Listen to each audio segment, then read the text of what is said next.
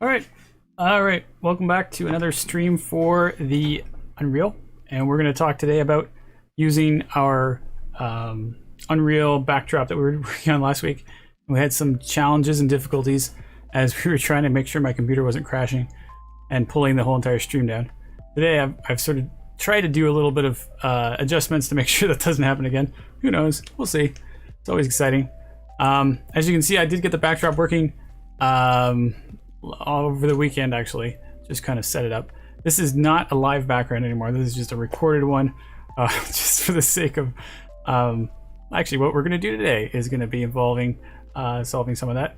So, but you can see it definitely has you know, elements that work pretty well. So all that work we were doing last week has resulted in something. But today, I think what we're going to try to do is more related to you know, trying to figure out if we can do some stuff to populate it. I'll probably explain, I should explain what I did to be able to get this video to work in the backdrop, because it was kind of cool. I did a little rendering for about a minute of this one of these particular sets right here, and set up the cameras and set up the cinematic scenes, which I can't remember if we were getting to that stage last week or not. I don't know if we did. And see, oh, and also change the color of the leaves. I guess that was one of the bigger ones. And I added some VFX so that the leaves are coming down. And then later on, I did actually figure out how to make them spin so they don't come down in such a flat surfing sort of way. So I think there's a lot of interesting things that we can do to improve this backdrop. Hey, Rushback, nice to see you back again. It's been a week already. Man, you tell me about that. Holy cow, it's like, it's been the craziest week. Just cannot stay on top of issues and problems with my scripts. Oh man, my Slack scripts are just like doing some major overhauls on really important things that is like insane. Time is flying. That's right, can't believe it's already halfway through October already. So, anyway, so we're having we're having some fun here though. Just kind of like taking a break, I guess, in the park. Enjoying a little bit of stuff. Rushback says, I'm excited to start in November. Oh, are you starting in November? Oh man, that's awesome. Man, yeah, so you're gonna get all the new, you're setting yourself up for all the new stuff that's been set up. New website in October, new curriculum, new layout. But I mean, it looks new. It's basically pretty much the same as before, but changing it up a little bit. And oh, so you're taking modeling. Is that the intro to modeling or advanced modeling? I'm not sure where you're at. Because I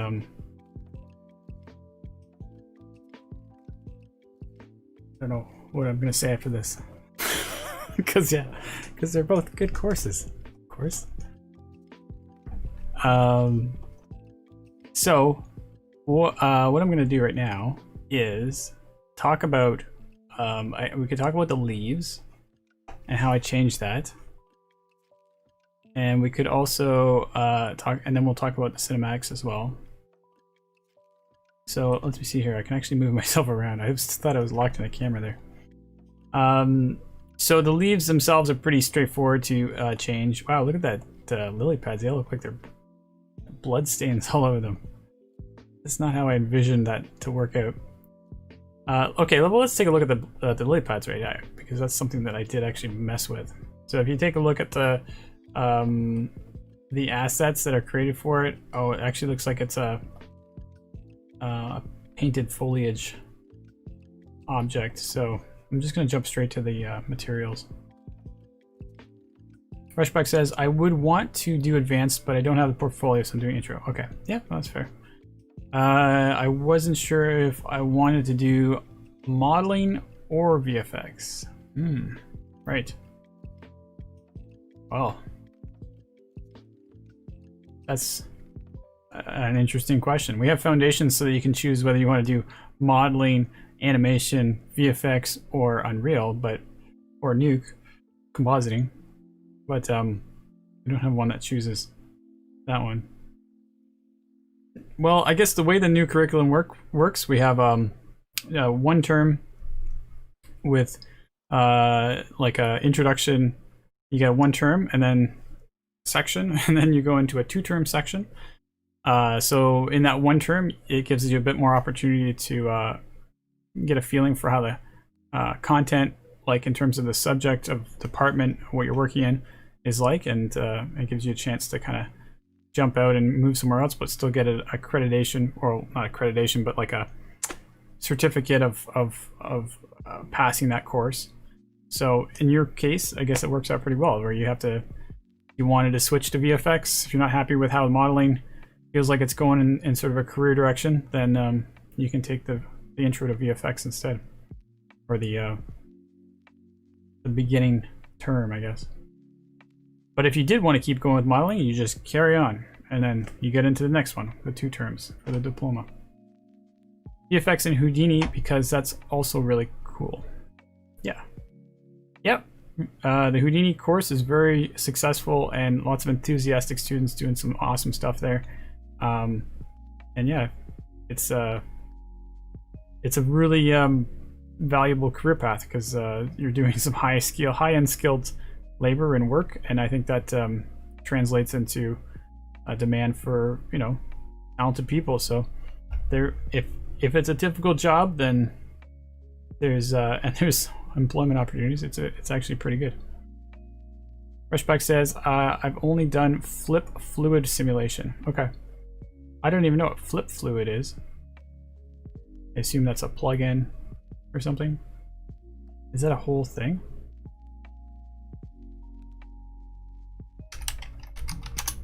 So you're talking to a non-VFX guy. Oh yeah, flip fluids. From a solid to a fluid, wow. Ah, it's Blender. That was what you did, was turned a solid into a fluid.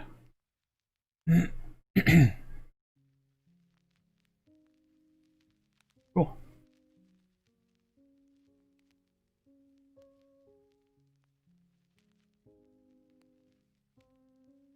Oh, okay, sorry. I didn't, when I looked at the webpage and it said Blender, I just assumed it was only for Blender. But it's in Houdini, so that's pretty cool. Actually, that means you have a little bit of experience in Houdini, which is great. That means you have a good sense of like what sort of the idea is, the concept of how it's connected. It's a little bit different than your normal like Maya kind of workflow, very node-based and procedural. So I think that's the big shock that most people have when they get into the VFX. Is it's like you get this sense that you're going to get in there and make lots of explosions and stuff, but realistically, it's, you know, you got to think about how you're going to assemble the structure to be able to do the explosion. So it's you're coming at it from a very technical perspective.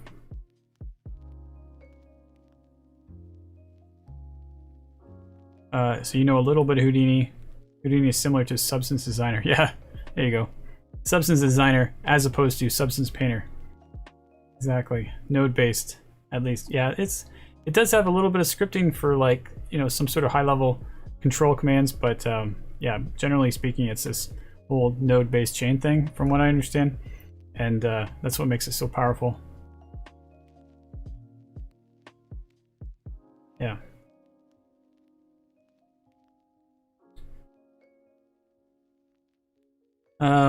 Let's see here.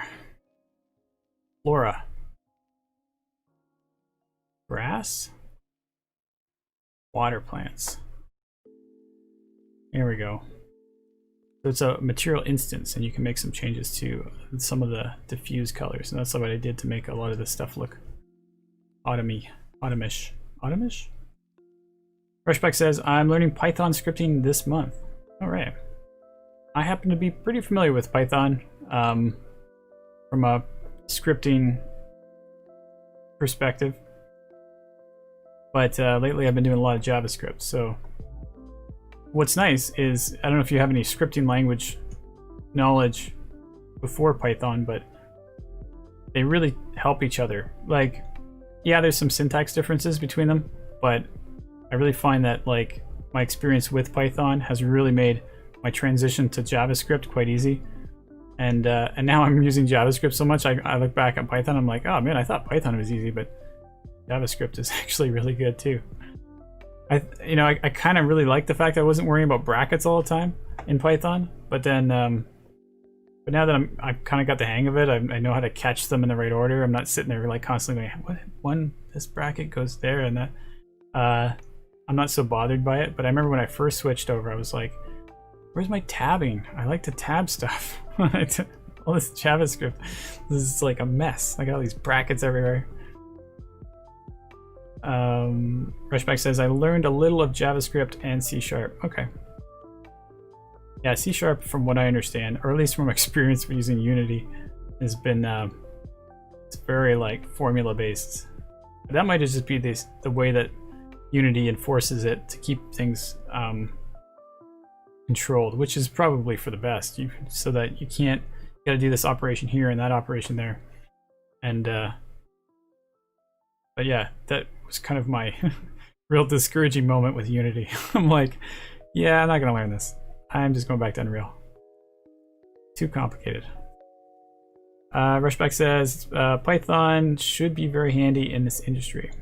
Yeah, it's for sure. Even in Unreal, Python's useful. I mean, they've got Python integration for, you know, a lot of blueprint wiring and setup that you can do automatically, which is really important and useful from the animation perspective. You know, if you're doing some complex rigging or connecting, that you know, it's just a long manual labor. You can set up an automation with Python and just run the script through it, and it builds all your wiring. And that's why you want to learn it. Yeah.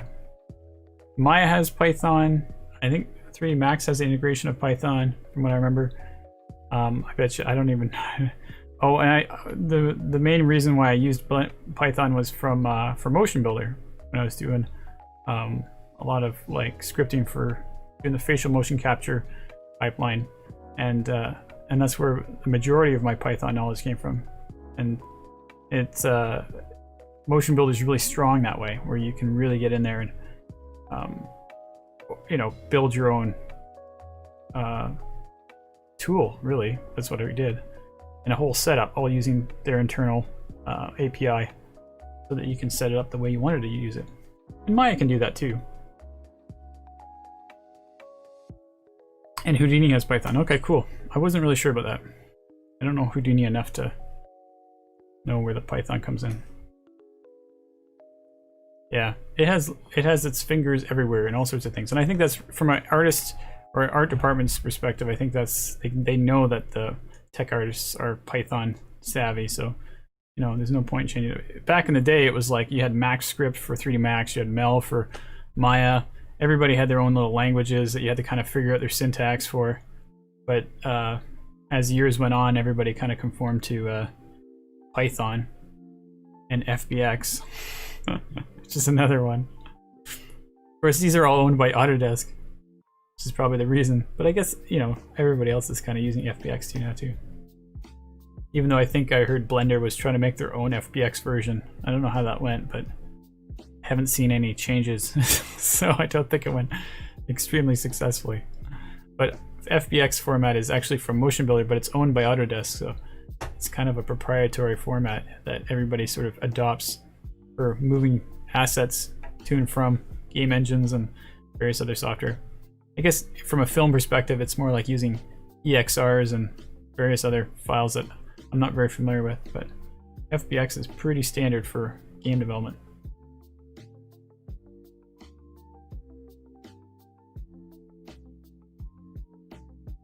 Rushback says, when I finish the diploma, that should be also very attractive for the employer. Yeah, exactly. Well, I mean, it's important that you have shown that you can finish, follow through and finish. But really, at the end of the day, it's what your portfolio looks like. Like, you got to be able to, you got to have an outstanding portfolio to really be the person that they're going to want to get. Whether you finish the diploma or you didn't finish the diploma, that portfolio is really what's at the end of the day is going to make the difference. So don't put too much weight on that. Yeah. Sorry, I'm saying that for everybody more so than just you specifically.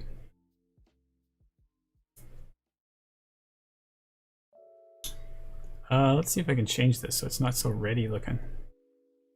You can see my lily pads are a little bit less bloody.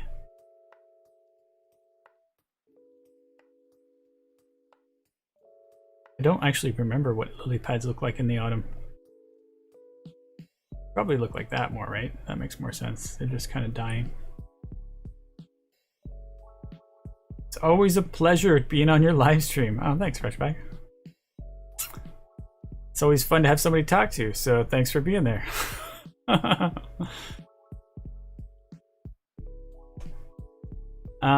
Okay, so what else are we gonna do here?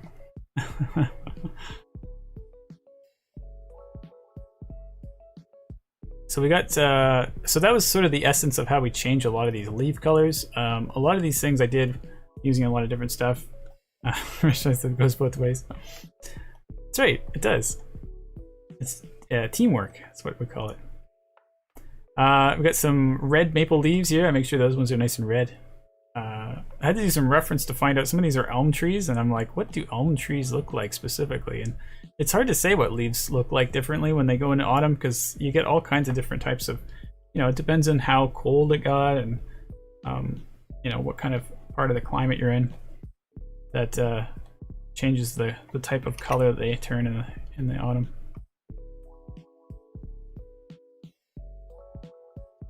I teach Unreal, yeah, that's definitely one of the like the Unreal course that we have at CG Spectrum is the course that I recorded and put together. We have it's Game Production 01, and it's part of the end of Foundations. So we're still trying to work out how to try to. I think the course is really important for a lot of people if you're taking modeling or animation, but you know, at the moment it's just available if you take Foundations. Unless we do some kind of, I don't know, sometimes we're a little flexible and we're able to like cater a course for somebody if they just want that one thing. But what we really like to do is be able to integrate it into these other departments. Like if you're a modeler, I think there's a lot to be gained from learning how to use Unreal and going through that Unreal course. Because it really is just it's a course that's meant for people that don't know anything about Unreal, get them to a level where not only do they know how to like bring in assets, but they know how to like assemble using proper pipeline techniques, using, you know, VFX, cinematics, environment art, animation. Like we cover all of the different art departments, and you know, you can get into a fairly decent detail about using blueprints. I'm not expecting people to come out of the way that being masters of blueprints, but it definitely gives you a good perspective, and I think that's what's really handy about it, because then you can like take that knowledge and just keep learning from it, but you don't have to be too worried about like missing gaps. Reshbeck said I dabbled a bit in Unreal already. Awesome.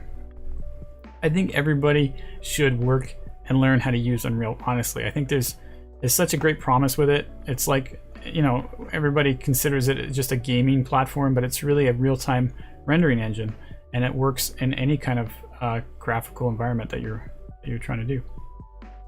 Yeah, and it's also really good. It's also a lot of fun, and I find pretty easy to learn compared to historically the game engines that I've used in the past. It's like so artist friendly, so it's very fun that way. And what's even more awesome, which I don't know, I'm just kind of having fun talking about it, but all this stuff is free. It's like this whole thing is free. You can just download it, play with it, and you can use these assets. Like these are all unique tree assets that you can just populate for any scene that you want to make. So you get so much to work with, and you can get really nice like results, very photorealistic for you know, zero cost. Like I was gonna say minimal cost, but like literally zero cost. Oh, here we got Big Glob of Goo here, which is an awesome game. If you know Unity well, is Unreal easier to pick up? Yeah, I think personally, I don't have a huge experience with Unity, but I know that for an artist, Unreal is way easier to work with, personally. Like from what I've experienced in Unity, I'm like, oh man, it's so much easier to do this Unreal. But I know from programmers' perspectives, Unity has a sweet spot for them, because the operations in C# and stuff are useful, and the fact that it's compatible with lots of platforms, it has a lot of exposure in a lot of different areas, and that's traditionally been what has always kept Unity so strong. But I feel like if you're looking at quality and you're looking at ease of use, especially if you're starting out trying to learn how to use a game engine, this is the place to be, I would say, personally. Respect says, you starting to drool over the program. I know. I'm a little biased. Because it's the software that I know how to use, and this is the course that I teach. But it's just, I don't know. And the reason why I'm so encouraged to promote it is because I still see a lot of students working in other, like the old traditional stuff that we used to do, like rendering in Maya, rendering in these other softwares, and they're struggling to get like things like this to work well. Like they're taking so long to do renders. The quality still looks kind of gross and ugly, and it still looks old school, and like it's so hard to get to a level where you're at a point where you're getting renders that look nice and film quality like. So the fact that you can just get it instantly here, and it's so easy. I mean, I've spent so many years struggling with trying to get renders working, and I see these students working over there. I'm like, God, that's so painful. Like, let's just move on to this other engine, see what we can do here instead. Spend all that time you're wasting waiting for renders to finish, learning how to and use it instead to learn how to work with a new engine. See if you can get as good, if not better, results. Respect says, well, rendering sucks in Maya. Yeah, exactly. Actually, there's a lot of stuff that's very slow in Maya. I mean, when you're animating, if you're trying to navigate around scenes, like it's just, there's a lot of slowness and unstableness. It's quite discouraging, because it's been a lot of years where Maya has been around, and it still feels very clumsy and unstable, even though it shouldn't be at this point, I would think. Redshift render. Yeah, didn't quite spell that right, but that's all right. Luckily the luckily the system didn't censor that. I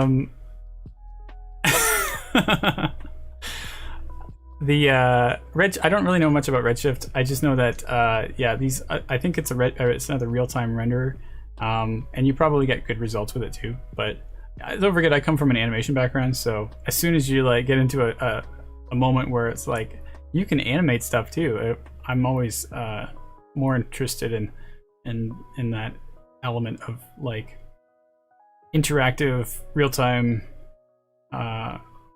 animation movements and stuff like that. So anyway, I'm not really very familiar with Redshift. Not enough to say yay or nay about it.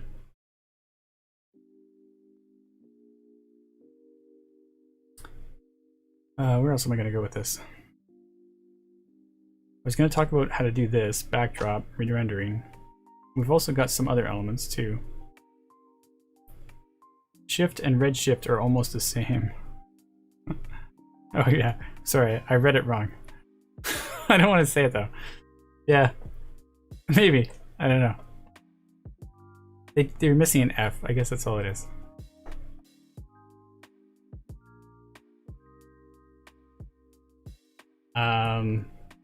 So let's take what we got. Let's go to, I talked about how to change the leaf colors. Let's go to the cinematics. We've got a few shots here. We've got our shot by the park bench, which I think is the one we're on right now. And you can see the leaves are now spinning, as opposed to my render, which is now not spinning. So we can talk a little bit, we'll talk about that too, because that was kind of fun. I just got that fixed recently in a Q&A, in fact, just for fun. I went into the particles, no, not particles folder, and so I still got these Niagara emitters that I was talking about, which have nothing to do with what I'm doing here. These are all cascade particles, that came from the city park level. So there's no actual Niagara scenes in here yet, which is not too surprising, since I don't even know why you would need. Well, maybe the splash. There's a water fountain splash that does look a little bit like it could be improved a bit. It kind of feels like it's really hard to do water splashes, to be fair, but it does look a little bit globular. So maybe that one, there might be some way to approach it with.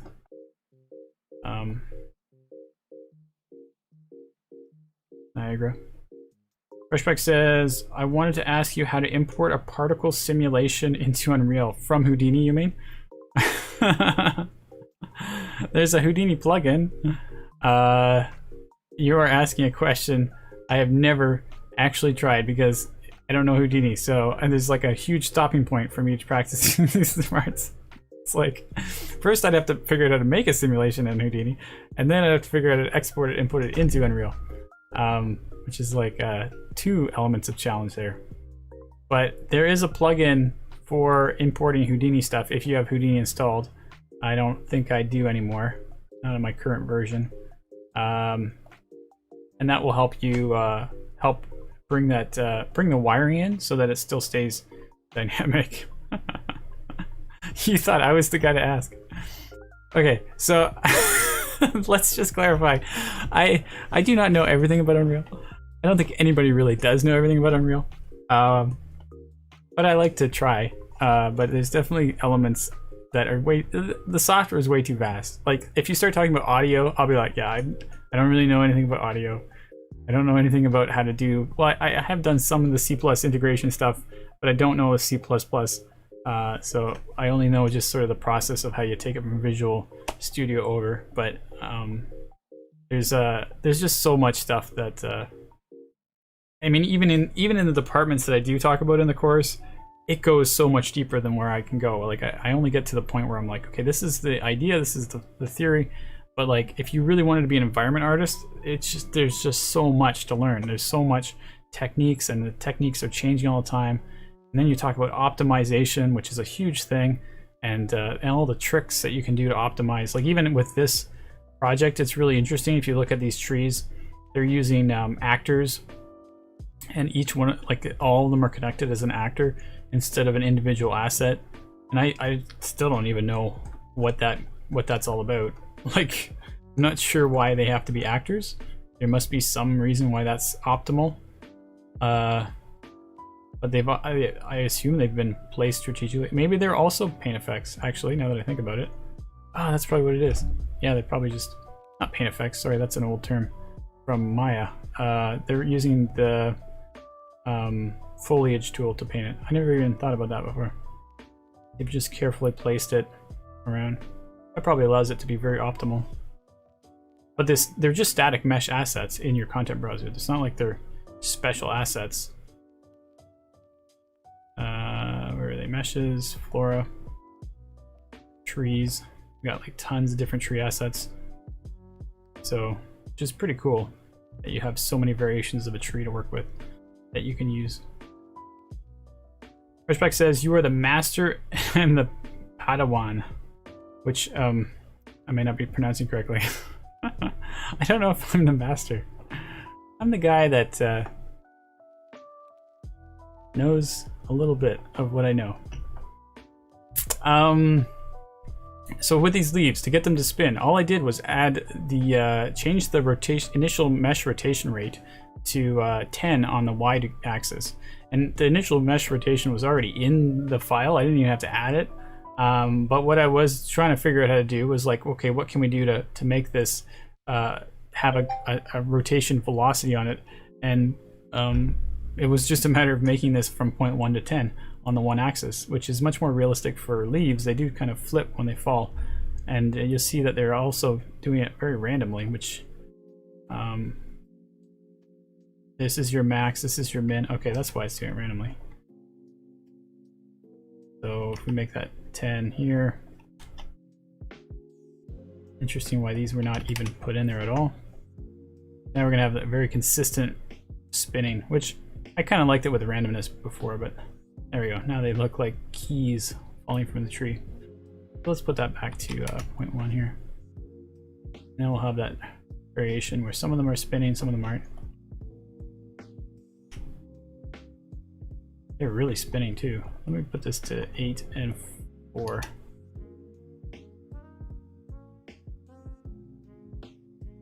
But that's sort of the idea.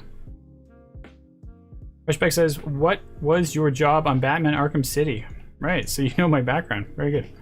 My job, I was a technical cinematic animator, and my job was to basically handle anything that was animation from the cinematic department. You know, I was dealing with Batman's cape. I was dealing with Grundy's chains, Ra's al Ghul's cape, like coming out of the water, which is a bit wild. So we were doing simulations, and I had a cool script for doing that chain animation. But the big part, and the big reason why I got hired, was to do we were capturing facial animation in our in the mocap studio using Vicons, where you had like little markers stuck to people's faces. So we were capturing them using the Vicon cameras, and it would just be the single person standing there capturing with the face, without the body, just the face, so that it was really high res. And so we had all this data of these little markers moving around in space, and we had to get those markers moving around to go onto the actual faces of the characters. So my job was to write a motion builder script that converted that data over to the joint-based skeleton rig, and we in the process of doing it through motion builder, we also had a set of tools that allowed you to tweak the motion capture and then also do a little animation on top of it, so you could like layer in animated and motion capture, and so you could manipulate it, and then so your final result was a hybrid of both.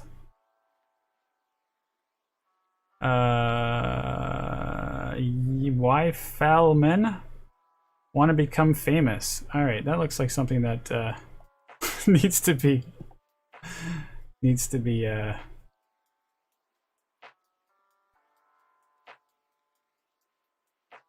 blocked, which I have no idea how to do that right now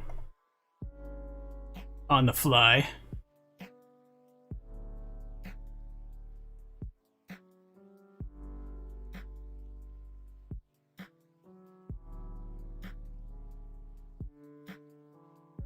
Ah, darn it. I don't know how to do it on the fly. That sucks.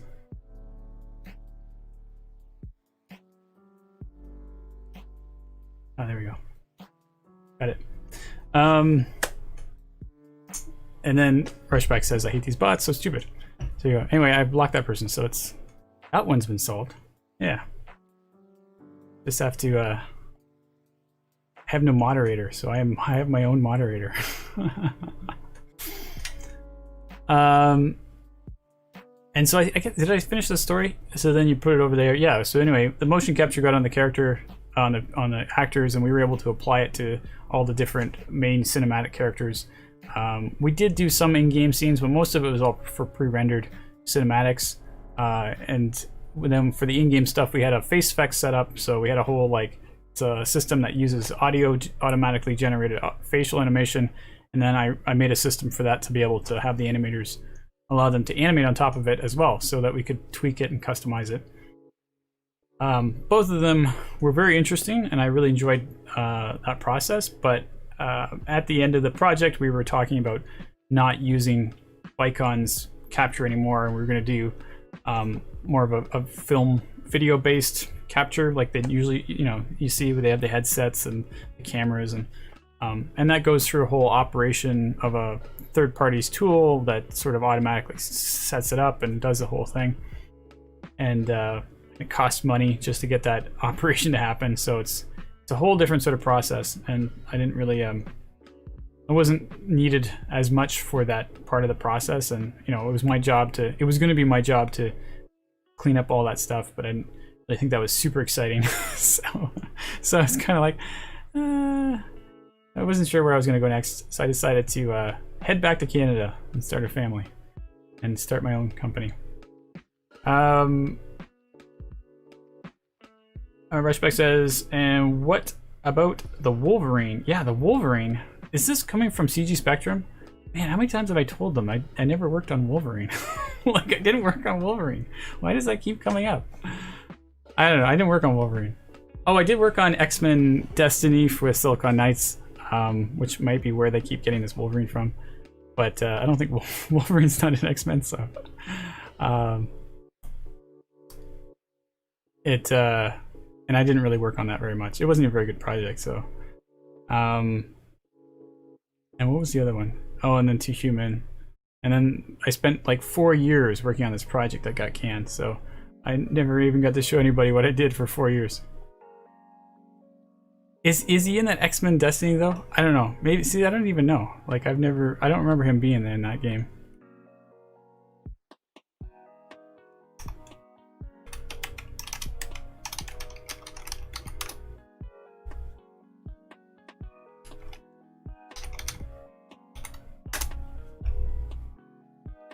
Oh yeah, he's all dressed up. Yeah. So it just goes to show how much I didn't work on this. I was usually there to try to troubleshoot some of their cinematic problems. Also, am I talking about the right game? Oh god, here I go. This is me trying to do stuff on the fly with my memory. Yes, I am talking about the right game. Okay, good. Sometimes I get my words mixed up and I end up saying something totally different. Is he even on the cover? Oh yeah, there he is, right there in the corner. So there you go. Yeah, I didn't even remember that.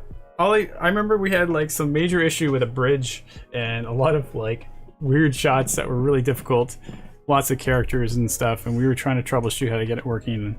But I was technically on a different project at the time, so they would just kind of call me on to help support it. So I didn't spend. And then the game itself was having a whole bunch of technical issues on a whole other realm that I'm not gonna get into.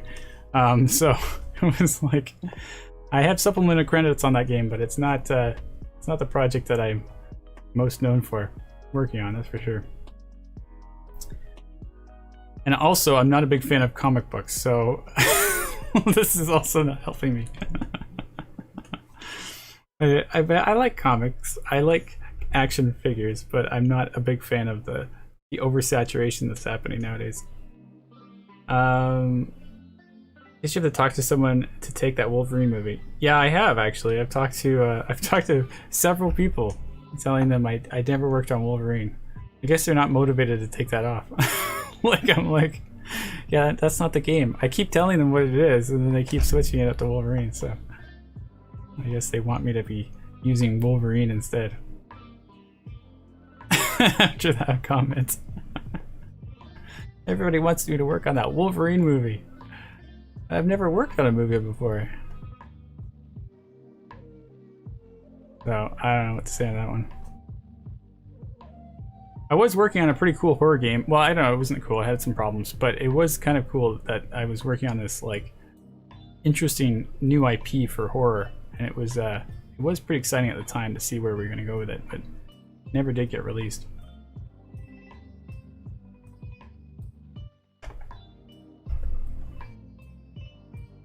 Yeah, I know. I like to admit that because I know it goes against my whole stereotype that I'm not a big fan of a lot of the action hero movies that are coming out. It's just I have a thing with that. I just don't like anytime you have a plot with a lot of magic in it. It really makes it too easy to tell a story. And then there's plot flaws are huge, but you can't argue it because it's just magic, and you're like, all right, yeah, so they used their magic to solve the problem. It's like, and then they woke up from their terrible dream and everything was all solved. So it just doesn't make for very interesting storylines. Like, it's kind of fun for the action explosions, but I'm not really interested in like the repetition of the story that's epic story that keeps going. You're like, yeah, but that's not really a great story.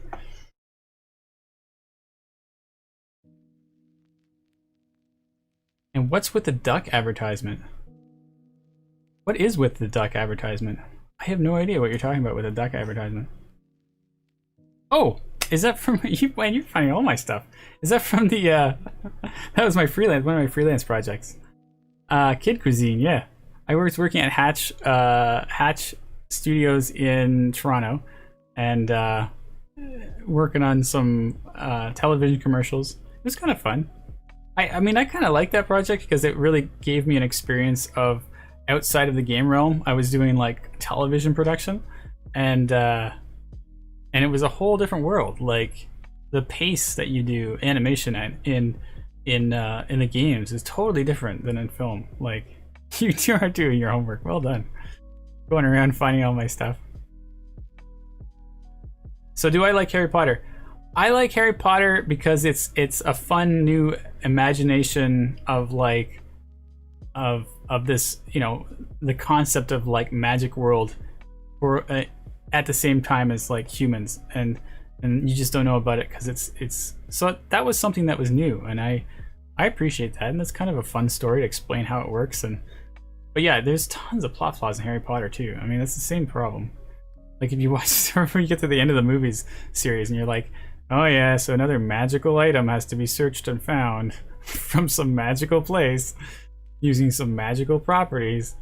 It's like it does kind of make it kind of easy to write a story when you just keep coming up with new crazy magical things to explain why your plot is continuing on in the way it is. But it's a fun thing. I like it. My biggest problem with all the action figure stuff is it's just like just goes on too long. Like it's, you know, we've been doing it for a decade now, and like, okay guys, let's try to find some new IPs to work on, see what else we can do besides the same storyline.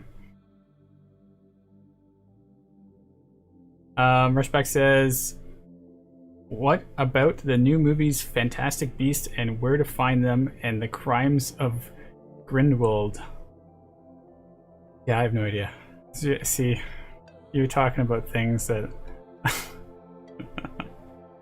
things that I'm not following. Especially now that I have kids. I'm a lost cause when it comes to keeping up with this, with the new and the fancy. Oh, this is from 2016 too, so I'm not even close. I may have actually watched this actually, now that I think about it.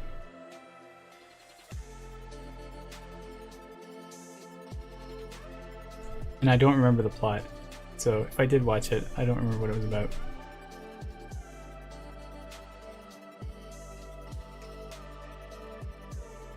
With kids, you should be watching this.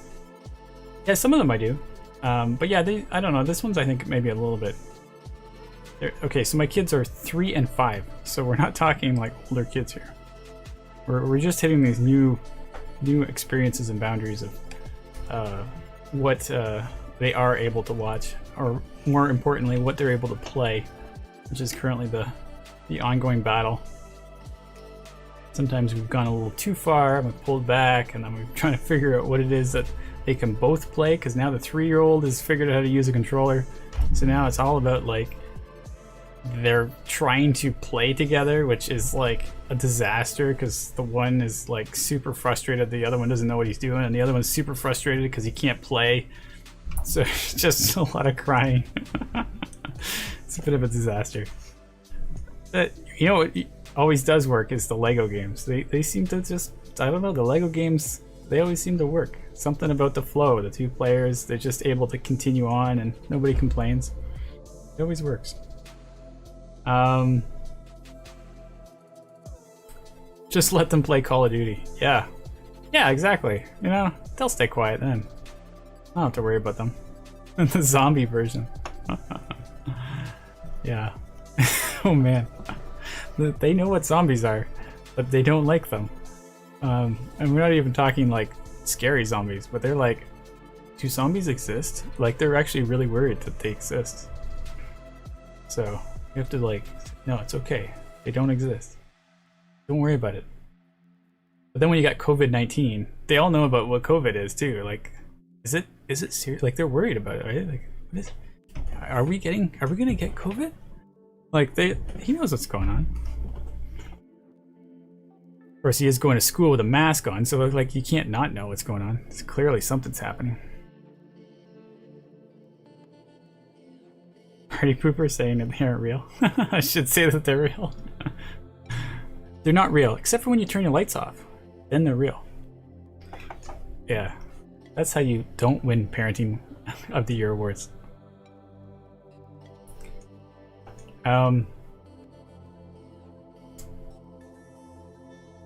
Let's see here. We got the particles going. Okay, this is good. I wonder if we can actually get something done here.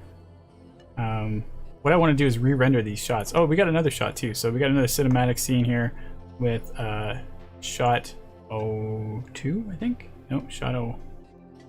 Yeah, shot 02. This is the one. This is the other one. Rushback says, also at some point, can you show them the movie 2012 and say you survived that? Yeah, because they were born after 2012, so they'll be like, I guess we survived. Like, I guess that's okay. It might be. I mean, to be fair, for your argument, I mean, it's not bad. I mean, you know, sometimes people say the end of the world's coming, and it doesn't necessarily mean the end of the world's coming. So that is a lesson to be learned. I have another backdrop that is this shot from this scene. If I can. Oh, here, how about we go back to my cam? Backdrop 2 is this one. So I have this shot as well. So we're gonna try and also re-render this one.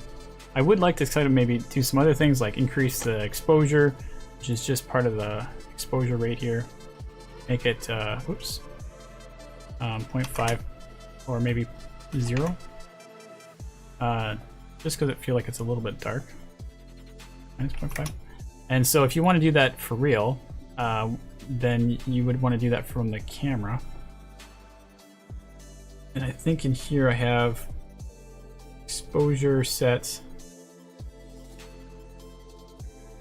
Oh.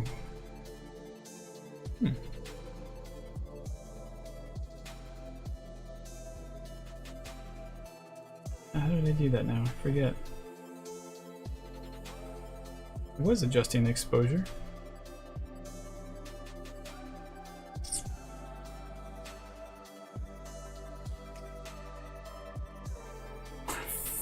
I forget. I forget how I did that. There was... Okay, well, first of all, this is game settings. I gotta turn on game settings. Let's see here. Yeah, there we go. That's what it was. So you have to make sure that you are using the game settings so that your camera that you have selected actually does override your exposure rate here. So minus... Or no, we want to do plus... plus 1, I guess. So that it's a bit brighter. Maybe even plus 2. I don't want it to be too bright, but I kind of want to make it so that, because technically I'm in the shadow, so I want to be able to see that my face can be a bit brighter and not feel like it's got two different exposures going on. That's the theory. I don't know if that's actually true. So we'll see if that works. We'll save it. So you can see there's a lawn chair next to me, which is really handy. And then when you want to render it, I've got this set up so that there's actually, I mean, I could render it from here actually. There's a master shot as well, which, is this it? Master shot? Yeah. We've actually got two shots in here. But I think what I'll do is I'll just use that individual shot here. And so when you want to render it, you just use the render tool over here. And, oh, and you have to make sure that when you play the level, it will enter the correct version. So currently it's not going there. It's part of my other backdrop system. So how did I do that then? Let me just jump back for a minute here. I have to go to a different map. I'm currently in the master map and I want to be in the showcase map.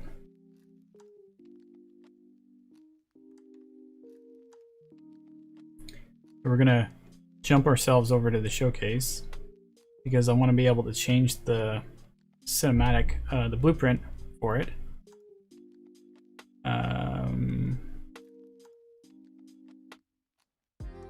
which is currently disconnected, so that when you play it,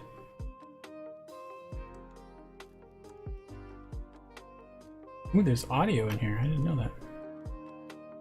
Must be close to the hold on a sec. So that worked. I played it, but my master camera, which is what it's hooked up here to, master part camera, is a little bit in shambles right now.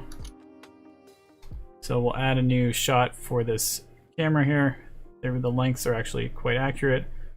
Take over the camera. Here's our shot. Oops. Rushback says, Simon, if I take the foundations for game art and animation, will you be my senpai? Senpai? What's up with these difficult terms that I'm not familiar with?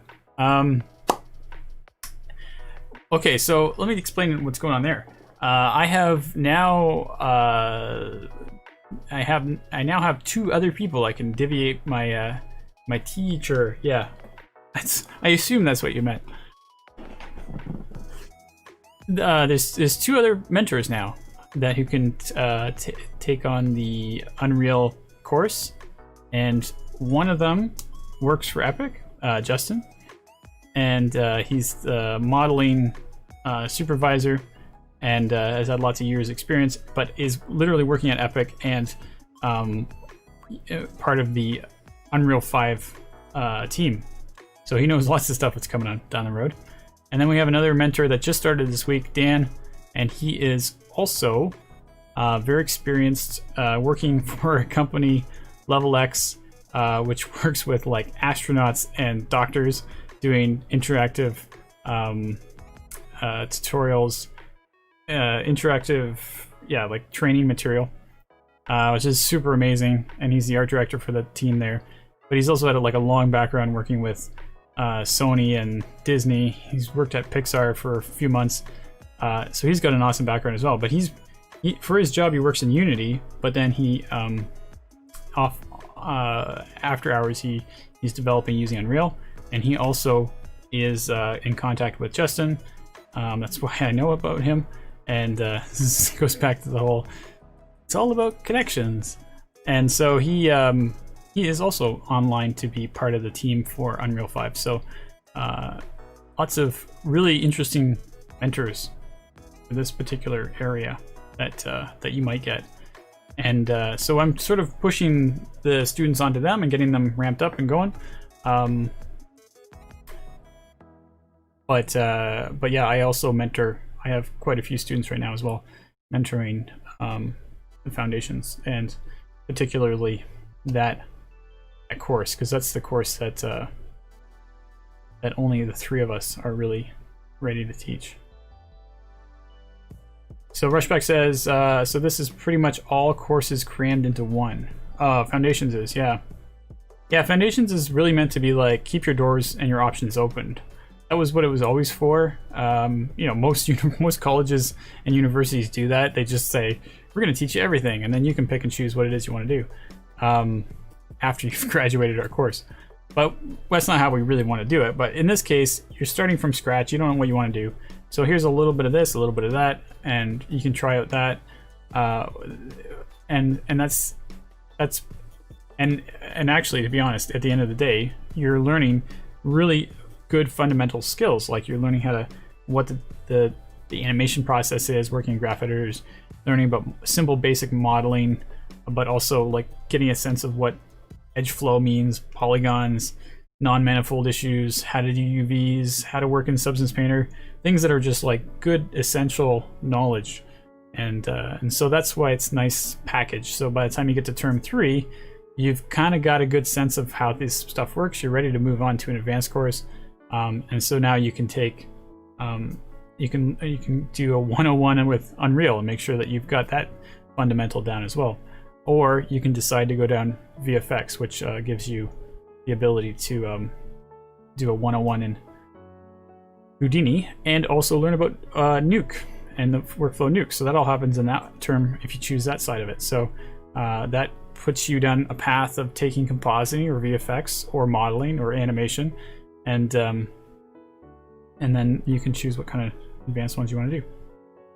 Nuke is trash. Wow, I've never heard anybody say that before. Do you have experience in Nuke? From what I understand, Nuke is actually very powerful. I mean, I've never really heard anybody say it was bad. Not that I'm very familiar with Nuke. It doesn't really work very well in a game development pipeline. The hardest part about Nuke is it's really hard for us to teach it because we don't have any content that we can share. Everything's all NDA'd when you're actually working on production, and that's where you're doing all your fancy setups and stuff to layer in all these different tracks and video types. So we're finding it difficult to create custom content to simulate the workflows and pipelines that you would experience in a studio, which the mentor can definitely try to explain it to you and do it, but it's to actually reproduce it in a course is tough. Jono 3D, lots of smiles. Rushback says, I've had a crash a couple times. Okay, well, that's maybe why Jono's smiling. The most advanced compositing tool. There you go. So you got some support now. Doesn't get any better than Nuke. So yeah, if it's not your thing, I guess that's a whole different problem. But most people don't really even know that there is a job for compositing and what it involves. So it's half the battle is just us trying to explain to people why it's there and how that job is actually quite a good job to get, or at least to pursue. And but it's difficult to make that connection for people. Let's do this render. Let's get this done here. Oh, and make sure that that was set up so I can play, and it does actually play the scene. There you go. Even a little bit of audio coming in, which is awesome. I didn't even realize there was audio in this scene. And so we render that out. And it's going to be a JPEG sequence. I see I've turned off audio, but it's a JPEG sequence, so I don't know how that was going to work anyways. 1900 resolution and compression, best quality. It goes into the video captures folder of your project. The file name is based on your map, your level name, bench frame, which is kind of something I've already set up. Hopefully it's still there. Rushback says it's like it is a good job, but program is trash. Okay. Yeah, I mean, I really can't say one thing or another, right? I just, I don't know. I have zero experience using Nuke, so. But I don't want to give people a bad impression. It's definitely supposed to be a. It is the software they use.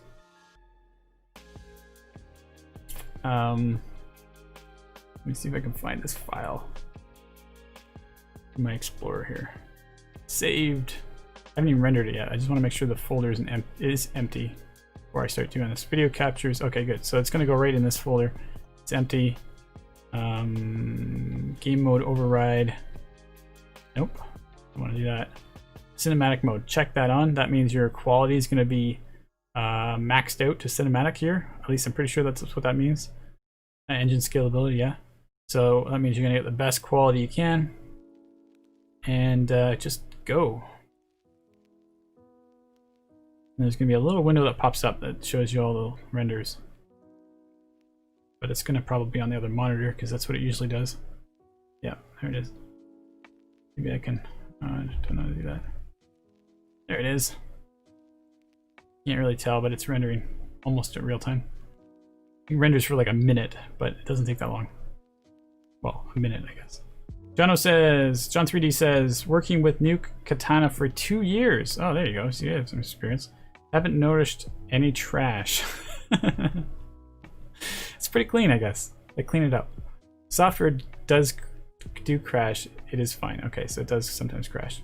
But that's not, I guess, the issue. Rushback says, I don't know. For me, it crashes a lot. Yeah, well, who knows? Maybe there's a really good reason for that and a good explanation. I know some software uses a lot of your computer resources. So if you haven't got sort of a system built for managing, like for example, RAM, I would imagine Nuke probably uses a lot of your RAM. It might be the result. the reason for it. Maybe I'm doing something wrong. That's very likely, especially if Jono is saying it doesn't crash that bad. There must be something that's going on there. Oh, and then so once I'm done rendering this, I'm going to start opening up the... so I put this into Resolve, which is the compositing software. Since we're talking about Nuke, not that Resolve is really an equivalent to Nuke, but we're talking about post-processing. I'm actually really happy with DaVinci Resolve as an editing software. It actually works really nice. I'm happy I finally found a solution that I don't have to pay licenses for all the time, and of course it always has an update though. That is just standard. It's nice to have a, what was I saying? Oh, a software that has it's always there, kind of reliable, and then it works well, and it has a lot of power too. It's like it's got all these options and stuff that I don't even know what to do with. So I'm like, yeah, it seems pretty good. It has this whole node-based system. This is probably, if you use Nuke, you probably know what you use it for. Rushbike says, with Houdini, the software also crashes if you change the setting when the keyframe isn't on second one. Wow. John 3D says, the problem is you can do deep com in DaVinci. Oh, you can't. Oh, okay. There. I was like, I have no idea what you're trying to say with that. So yeah, okay. So whatever deep com is, you can't do it. So there you go. That's maybe one day that will make sense to me, and I'll be like, oh, that's what he was talking about. Let's see if I gotta change the, oh, I gotta put them in that folder first. This is the patio scene. I'll get rid of all these guys. I find if you don't get rid of them, they don't just overwrite the file, they just create a little bracket 1 beside it. So then you end up with a whole mess of files that are... So I gotta switch them out. But that was 2038 images rendered. Which, no, it's pretty good, really, when you think about it.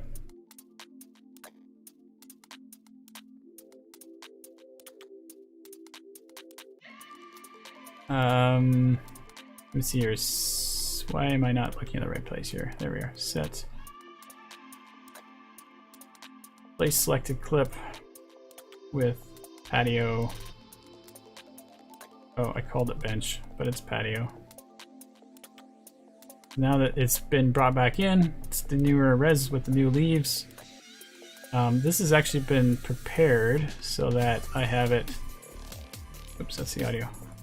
So that I have it, I basically split it at the same beginning point, end point, and then cross-faded. Oh wait, I forget how I did it now.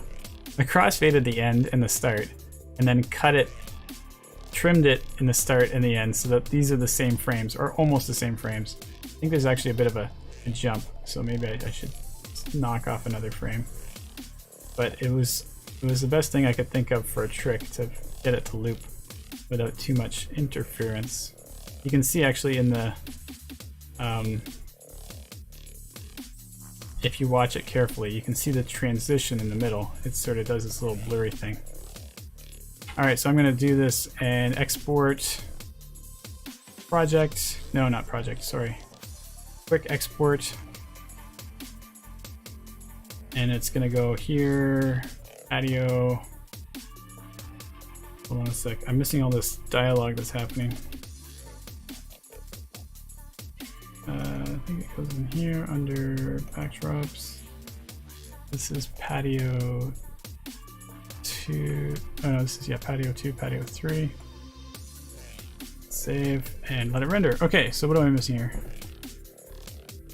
Rushback says, I understand. Thanks, John. 3D, Jono.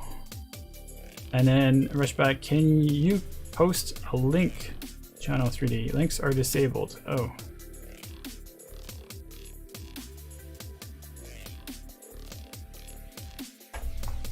I don't know how to help you there. I didn't know links were disabled.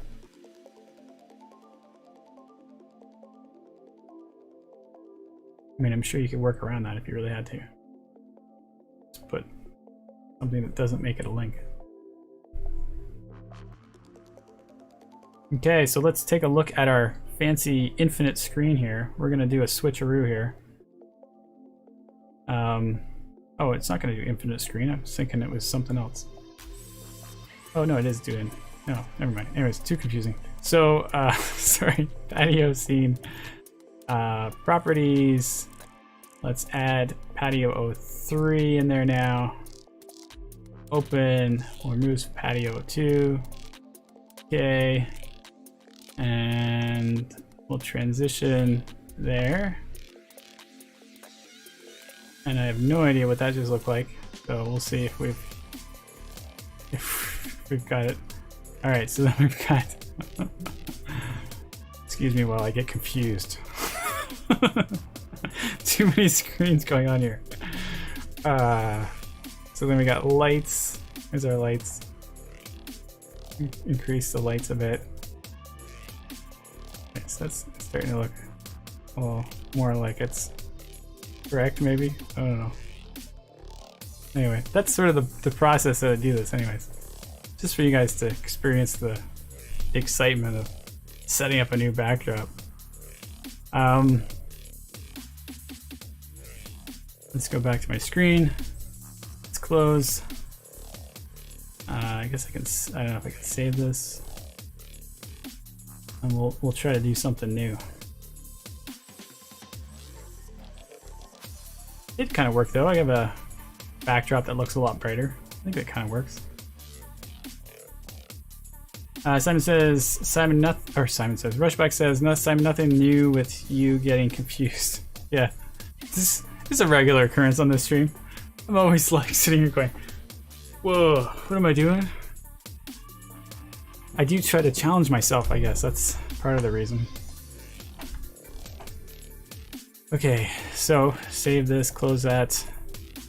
Now, so there was a request to put birds in my scene, which now I've gone and overexposed it to a point where you can't see if there was birds going across the scene, so I don't know if that's what I wanted or not. But we could, in theory, take a look at how to do that. That was something that I was kind of thinking about doing after this. I mean, we could come up with any kind of animal that could be kind of in our scene. I think there's like a whole, put a monster in there, says Rushback. See, you're jumping right to the exciting part. Okay, so I was gonna make a point about how it's very hard, just like in every video game, it's very hard to like ambiently put something in your scene without it looking like it's doing the same thing over and over and over again in sort of a moment of insanity. So for us to decide what we're gonna put in there, we also have to consider how does it, I don't know, enter and exit the scene? How does it, what is it gonna do that keeps it fresh? Or does it matter if it keeps it, like if you come up with something that doesn't seem like it needs to change, it would never be questioned. I don't know what this would be though. Like maybe a bird could land and eat some bird feed on the ground, so it just keeps coming up, eating bird feed, flies away, comes back, eats more bird feed. But when you're talking about zombies and monsters, zombie eats a corpse in the background. Oh, okay. See, brilliant. You've just solved this mystery now. I'm pretty sure we've got this figured out. So there's gonna be a zombie sitting in one of these chairs, or not a zombie, a corpse sitting in one of these chairs, splayed over. Zombie comes over, nibbles on him a little bit, and then goes off looking for another character. And I just have to duck during that scene so that the illusion is complete. That is hilarious. I don't know if I have access to, well, actually, I bet you do have access to everybody has zombie assets. Zombie assets is like the most normal thing in the world ever when it comes to video games. But what there is actually a set of animals that you can use. I do have to kind of make it appropriate for my Q&As too, right? I can't just have like extreme blood and gore going on in the background all the time. I also don't want to make it too distracting. That's the other problem with some of these backdrops. This one's good because it's just static, but it does get a little crazy. All right. Let me just see what we got here. I'm gonna do it for fun. Let's do a zombie search and see what we got. See if there's any free zombie stuff. We got zombie stuff, that's for sure. Oh no, there's no free zombie stuff. They know people will pay money for zombies.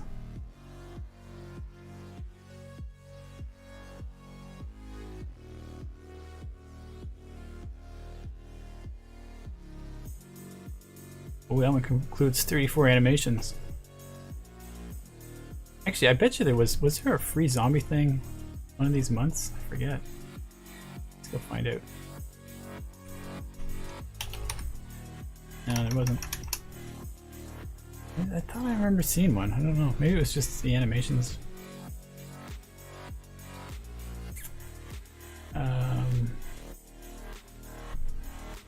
Undead? Okay, let's try that. No. I actually own that. That's probably the one that I was thinking of. There's no zombies in here, is there? Just lots of cemetery pieces.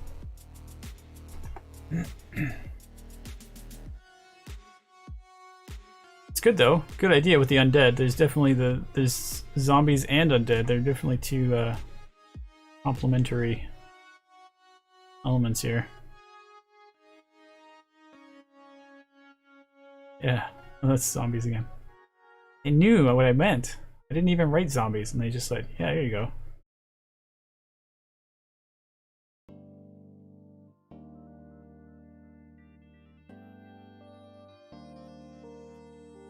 Definitely a lot of zombie assets to work with, if that's the direction that I was going to take it. I'm not going to do a spontaneous purchase of items right now, though. It's not really. I kind of want to think about this a little bit before I go and buy stuff. There is animals, though, right? Like, we can do the animal thing. I mean, I'm pretty sure that's still a thing. Yeah. Oh, yeah, they're both free. So we could have, you know, African animals show up. That would be interesting. Lions walking by. The zoo has been accidentally opened up. This is the one that everybody seems to tend to use. Get some wildlife. Here's our crows. The animation on these crows are not particularly amazing, but it would work if they were off in the distance flying away. A fox digging through trash. There you go. So you can't lose the excitement of something. Big Globagoo says a bird or squirrel that walks by the front of the camera and looks in. Oh, that's kind of fun. So for I'd have to be like really. Oh, also there's no depth. I mean, like if they get in front of me, they're gonna be clearly behind me, which is gonna break all the illusion. Although I have contemplated what could you possibly do to be able to solve that problem. And like in theory, if my video stream was projected onto an image plane in the world, and somehow I was able to use the green screen to make myself transparent and display it as a transparent image plane, you could have stuff moving in the front. So these leaves that are falling could technically be falling in front of me.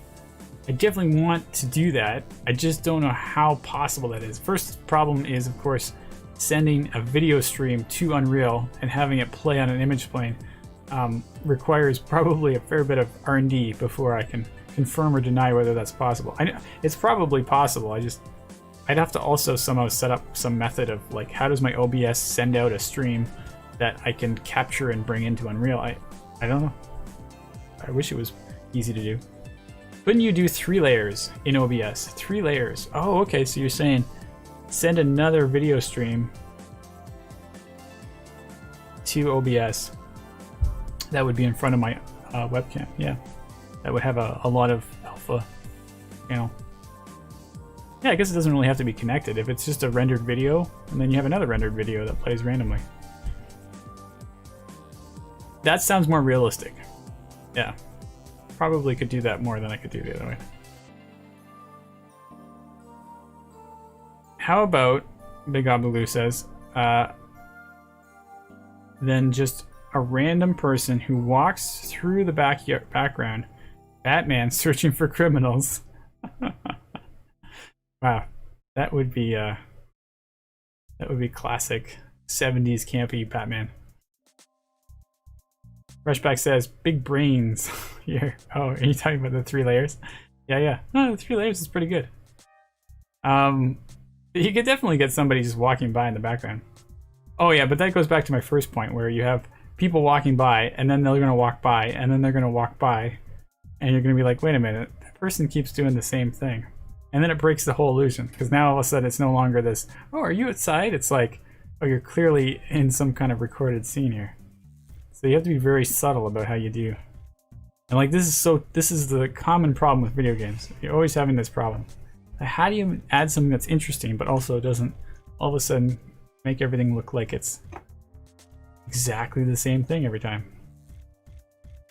So then you start putting in lots of different ambience and trying to put randomizers in and trying to do all these little tricks. And then as soon as you see the animation happen again, you're like, wait, I saw it twice, and then it ruins everything. Alright, I'm gonna add this animals to this project, so that's a starting point here. Oh, look at that, it showed up instantly. That was really handy. Sometimes I have to restart Maya, or Unreal, but this time I didn't have to.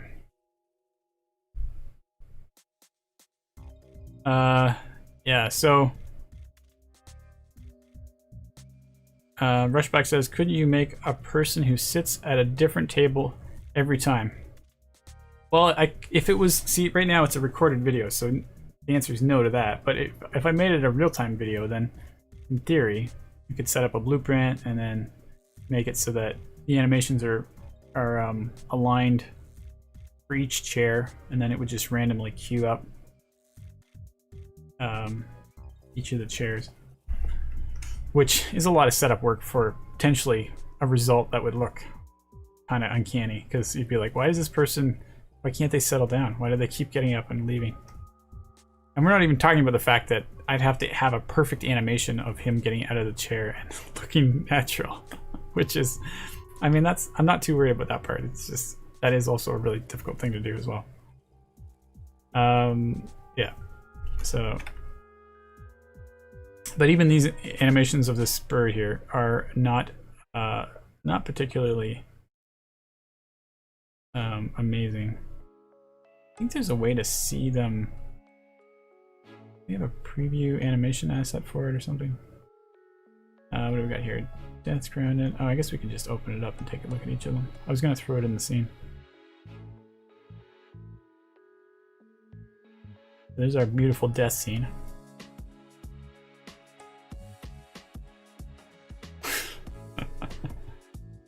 Interesting that they wanted to make a lot of death animations for this crew. See, these animations inspire me to go in there and fix them up. But if I was to do that, I'd have to like bring it in. It'll be a series of joints, and then I'd have to like think of, do I want to rig it or do I just force FK it all?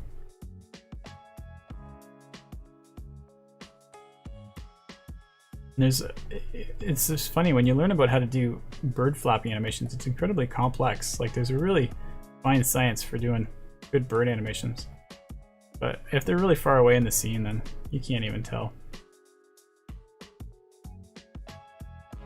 Flying attack, glide. So I guess in theory you could have like a fly randomly peppered into a glide, and then that would kind of break it up a little bit and allow them to, I mean, there's even a node that you can do that just randomizes back and forth between them. Well, except for that, I don't know if the blend, well, I guess it'd be some sort of blend.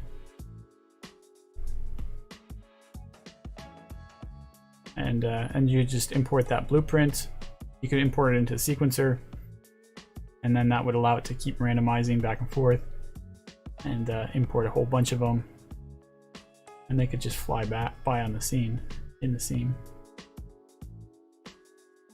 Boy, that is a... That's called root motion, RM. That's what RM stands for. So you could, in theory, take this animation, turn on root motion. I'll see if this is even possible. They may not have actually set it up to enable. Oh yeah, that does work. Bird will actually travel forward.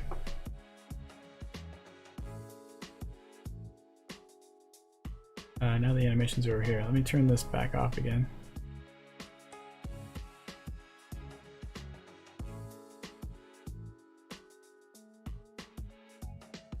Yeah, these are very uncanny movements here. Especially that one.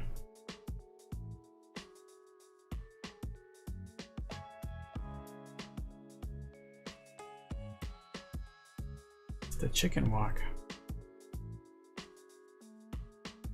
Alright, let's stick with the flying, because I think that's the safest route. Brush back. Okay, I'll be on the side. No, now continuing my modeling. What the heck is that bird doing? Yeah, which one are you talking about?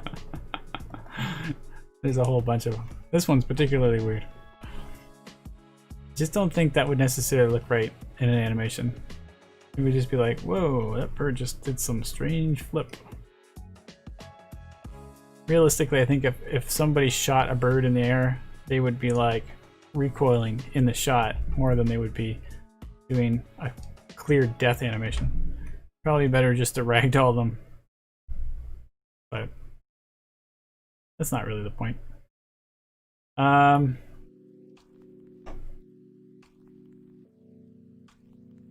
Alright, let's see if we can put something together here. If we put it together in this level, then it will show up in the master level as well, so that'll be good. It would just be a repeating sequencer file. And I wouldn't put a camera to it, it would just be its own sequencer. But let's make, here's the crow skeletal mesh. We're gonna make a blueprint from it.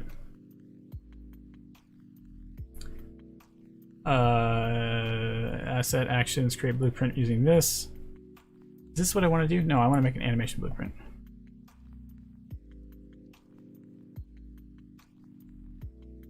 Alright, I gotta figure this out here. Yeah, animation blueprint sounds good. Create animation blueprint. So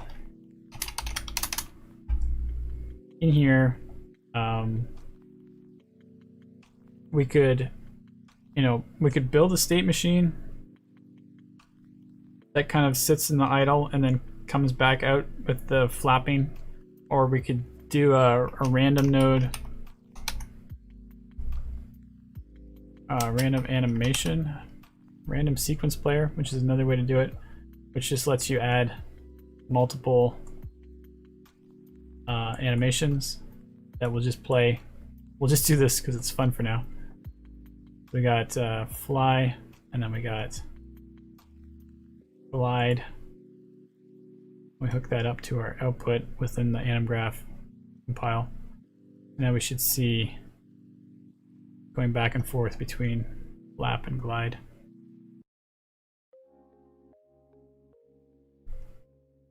I would say the loop count on the glide should be pretty high. Well, relatively high.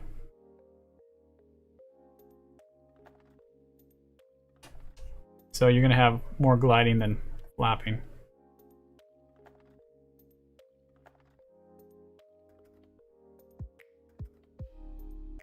Interesting that we flapped a bunch of times since the loop count is on 0.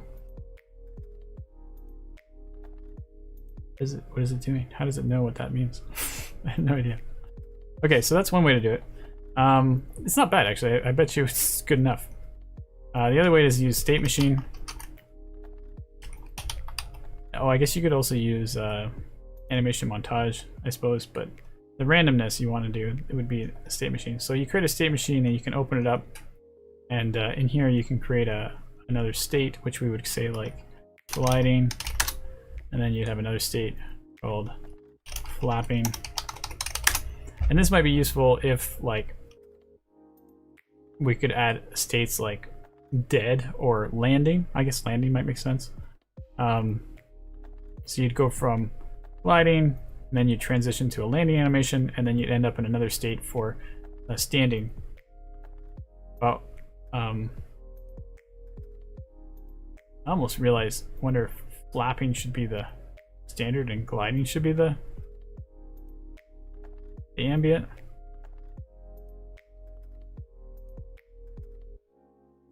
I don't know. So there's rules that go between these states, and so this one's going to be like whatever is true, we'll bring it from one state to the next. So we need to come up with some reason why we should move to the next state, and this is, I guess, probably the reason why this is going to get tricky, because now we got to come up with some kind of randomizer or some sort of decision. Usually you kind of go in the event graph and you would say, you create a variable that says glide true or false. I'm just totally winging this one. I have no idea where I'm going with this. So you can set glide true or false, and it could be on a randomizer. Random, oh, where's our random integer? Guess I have to make an integer that make it random. There it is, random integer. So a max from 0 to what? Max of 100. This is how I kind of did it. I've done it in the past. And that value is going to be anywhere from 0 to 100. And every animation tick, it's going to create another one. So you would say, if I want to add this to, does this value equal 1 or 0 or whatever? And then if it's true, then we switch glide to true. So 1 out of 100 chances that it's going to switch to glide, and then you can make this a smaller number and your odds will be higher, or a larger number and your odds will be lower. And we're setting glide to be I don't know why we're, this should actually go to a branch rather than saying glide is true or false. And then what are we going to do after that? Then false. I don't know. So anyway, we'll just keep going. I actually still think the original idea is the better one, so we'll just eventually go there again. So we get glide, and that will now be true. So it'll allow that to go to, oops, where's our breadcrumb here? Allows you to go gliding. So inside of these you have animations, so you're going to say glide is one of the animations, and that's just going to repeat. You have to make sure these details are set so that they repeat. And oh shoot, this is actually flapping.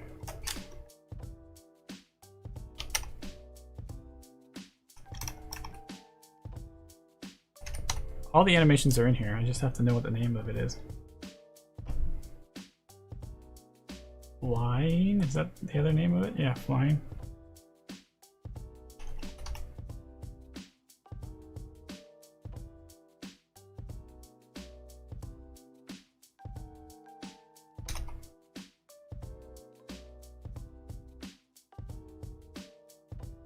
So, and then we got to go back and make sure that we use this instead. So you can see in the anim graph, or in the state machine, when you open it, it's like it goes to gliding, and then we have to say, okay, well, when do we come back? Well, inside of that, you have a special rule that you can use that comes from the parent animation. So you have these special rules that show up all of a sudden, and they're like, how much time is remaining before the animation is finished? Well, you could ask that question. It would give you a value. There's two types. There's one that's a ratio, so a percentage, and then one that's actually numbers. I think the ratio might be more reliable here. And so you're gonna say, is the ratio greater than, like, I think it's a ratio of 0 to 1. So we're gonna do 0.9. And if its ratio is greater than 0.9, then we say true, and that's gonna cause it to come back to flapping. So hopefully we're gonna see it go up to gliding and then stay for a while. If this is greater than 0.9, then can enter. This is where I always get stuck. All these ideas of, is this greater than 0.9? Okay, so maybe it's not. I don't think it is, but is it 99? No, maybe it is. That's a lot of gliding. I think it should have been done by now.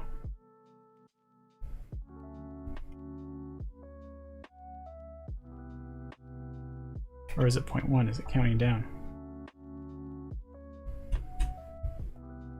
Oh gosh darn it. I don't know what I'm doing here.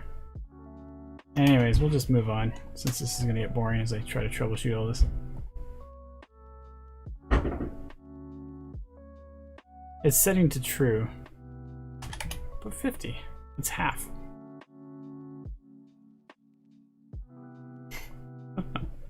Oh yeah, it should still eventually tell me what it is. The thing is, you don't have execute pins inside of the flowchart, so I can't just do a print statement on this. I'd have to, like, I don't know, carefully figure out what it is. And there's also other things, like inside of these nodes, there's different kind of states that you can execute. So as you enter the state or exit the state, you can call a custom blueprint event, which would just be a custom event. So there's lots of ways that you can communicate, but like whatever that custom event is called, like whatever you name this, you can put into as what will happen when it leaves the state. It's going to call that execute pin over here, so then you can go and do stuff. But this doesn't really solve my problem right now. So obviously realistically, I feel like time remaining might be a really small number rather than a really large number. So anyway, we'll stop worrying about it because it's getting boring. We'll go back to the main one,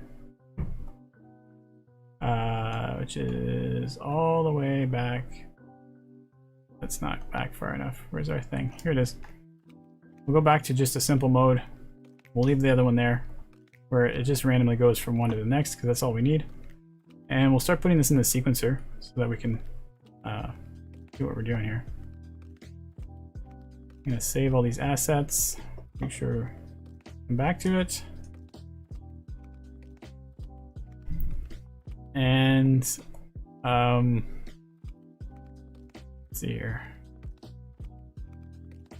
Sequencer, cinematic. They're going to make a new cinematic, and we're just going to play that one independently. Animation, level sequence, bird, flock.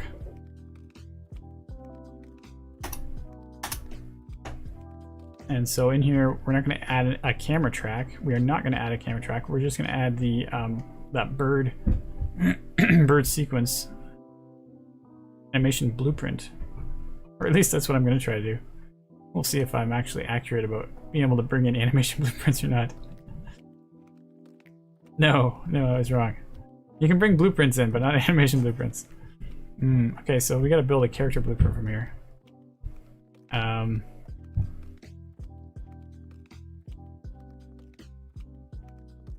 So I make a new character blueprint. Let's see how well I'm going to be able to know what I'm doing here. Crow. In here, we're going to add a different type of mesh, which is going to be the crow.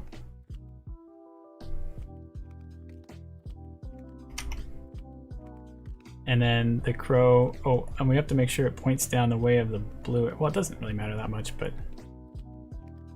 the blue arrow is the direction the character is facing. So 99% of the time, characters all are exported in the wrong direction.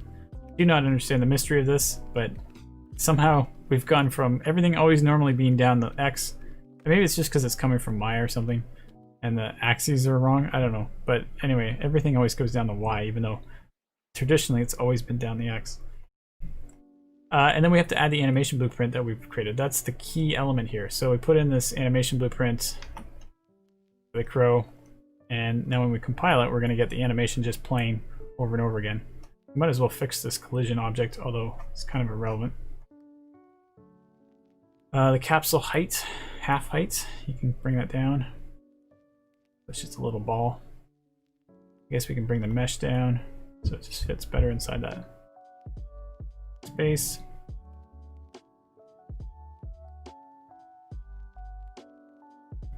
That seems fine. And we'll save that.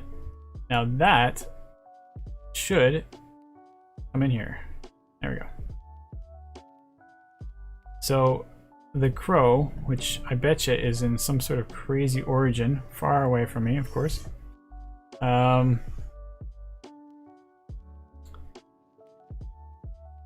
And to be fair, I don't even know if I want to.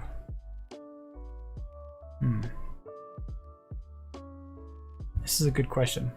If I make this as a sequencer and then add that, nest that sequencer into another scene and then move that piece, I wonder if I can move them all as one whole object rather than. So basically I'll just go where this comes in naturally, which is apparently the origin of the world. Yeah, you can kind of see the grid there. And we'll bring in, maybe I can just duplicate it.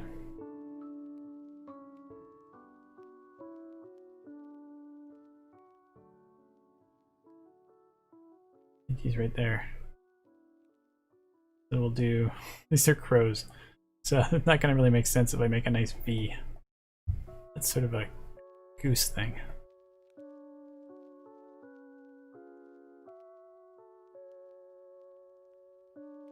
I should just be able to hit Alt, I would think, but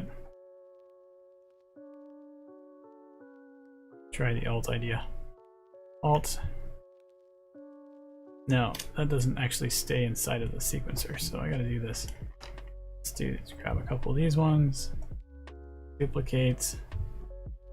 Now they all have versions of themselves here. Technically, I should probably make them like change their positions a lot. That would make it probably look a lot better, realism wise. Not too much, but like enough so that they're not perfectly in formation without ever changing. I bet you if I got really sneaky and smart, I'd be all like, oh, let's put some sort of noise animation curve procedural thing so they, and then I'd spend like 3 hours trying to get it to work. And I'd look back on myself and go, why was I doing that? I could have just animated it in like half the time, in a tenth of the time. This is me talking from experience. Alright, so if I play this, I should be able to see them all moving. Oh, okay, I'm missing a step here. I think they all, I should have done this beforehand. I think they all need to have. Oh wait, how does it go again?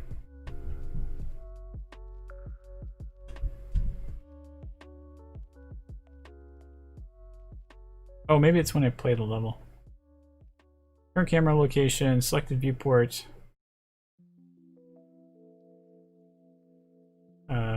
Don't do that, because that means I don't see what I'm doing. Go back to my level blueprint. Let's connect this for a second here. Go to this crow, hit F. Try this again. Oh, actually, it was easier to see it from over here. Play.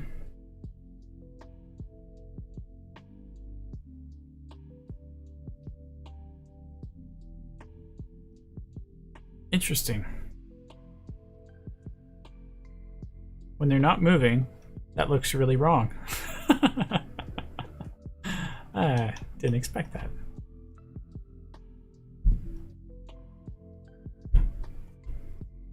I mean, I assume that if they're moving, you'll never notice how weird that looks. But they are kind of flying a little differently than what you would normally think birds would fly like. Like, I was expecting them to be more like, oh look, they disappeared. That's weird. Where do they go? Why are they not just right here still?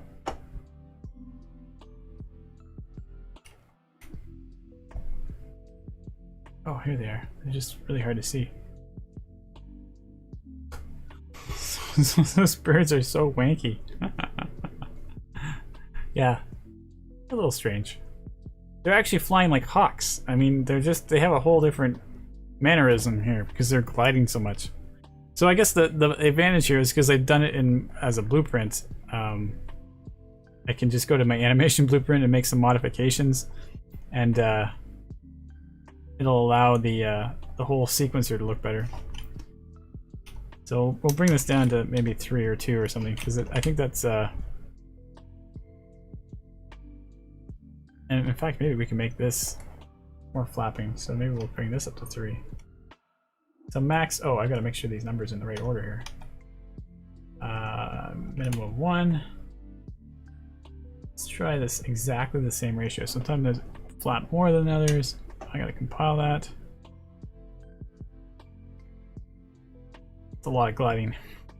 Why are we gliding so much?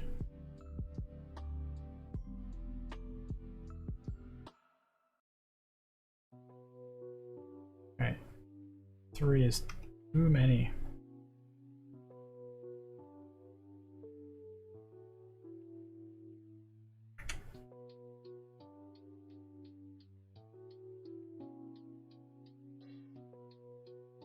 Oh, look, your max rate and minimum rate can change too. That would be kind of cool. Let's change that up. 0.5 and 1.5. We get different types of flap speeds.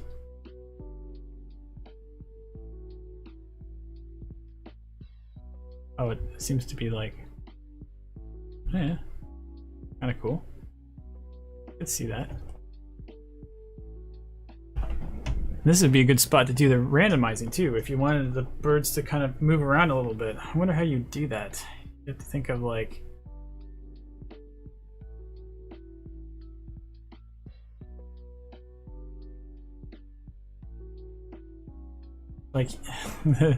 this is kind of tricky.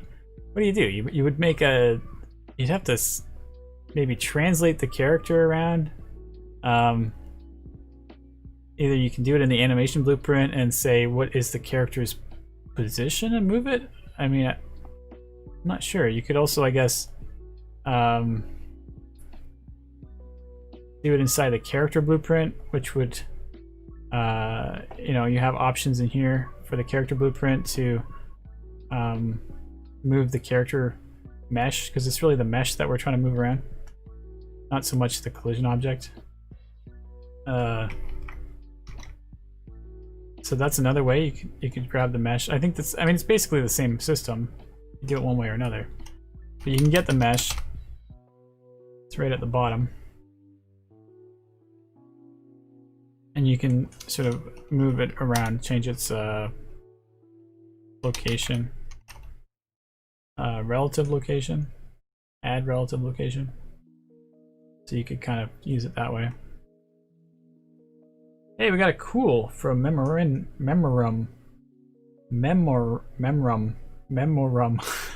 I think I got it. Memorum. So you could technically add that, but this is, when you do these kind of movements, you have to like add a curve. So you need to add a timeline. There's lots of different ways you can do curves, but I like this one personally. Timelines are like, if you double click on them, you can add a float curve. Actually, maybe we should make a, we should do more than a float curve. Oh goodness, I made a bunch of them now. How do I get rid of this here? A vector curve, so you got 3 values. So you could, in theory, take this and shift it around, or I would be able to use it for like the X, Y, and Z of the position and have it maybe change differently. But it's still not really random. You're still like picking and choosing what it is. Remember how I talked about this before? I was like, oh, and then you'll waste hours and you look back, why didn't I just animate it? This is me failing to take my own advice.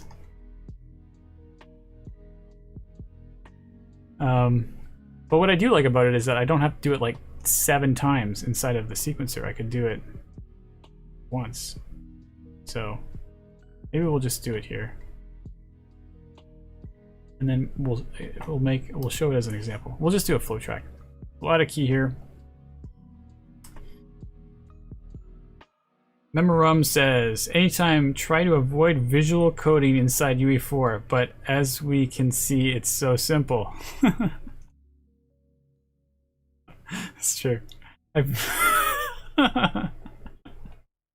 definitely gone down this road of, hey, let's do it really complex. We could have just done it in a sequencer, but no, let's do it so it's really complicated. I always fail to take my own advice. I know, I'm terrible. I'm actually trying to, what I like doing about this is like, I like showing people, oh, look at all these things you can do, all these opportunities of like different ways to do something. You know, obviously the basic solution would be, yeah, you can like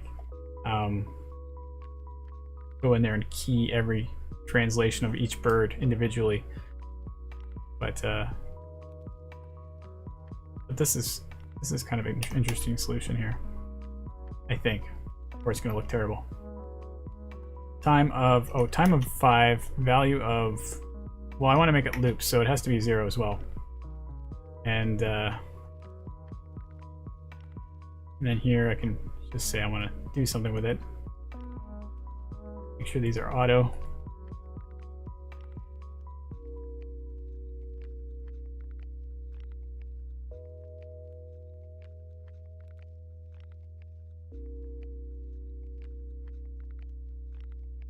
Oh goodness, just let me turn the thing a little bit here. Oh, it didn't do anything.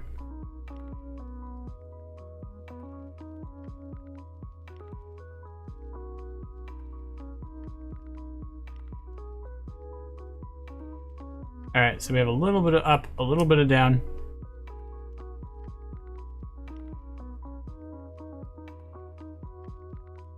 And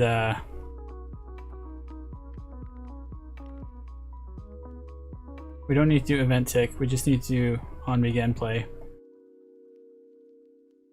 And every update is gonna, so we trigger this once, but the timeline, once it's playing, is gonna be like trigger every time it updates. So it's moving its way along the timeline via seconds, and every update's gonna shoot off an execute pin, and the value that comes out of it is gonna be this track. So we can call it like offset curve value.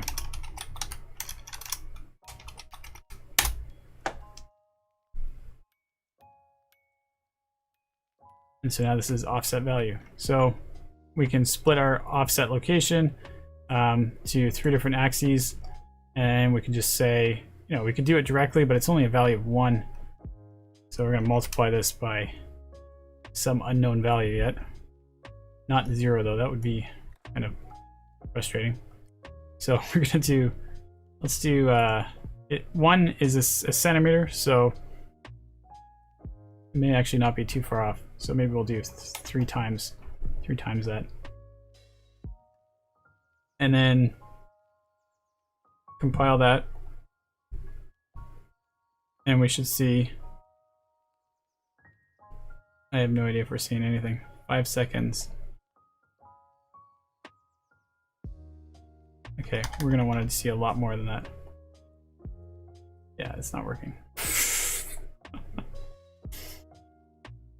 That's too bad. And relative offset to print. I thought I could just see it in the viewport. Maybe I can't. Maybe you gotta actually play it and see this, which is, I think, gonna ruin a lot of the fun of this, because if you can't see it inside the viewport, then it's kind of a pain in the butt.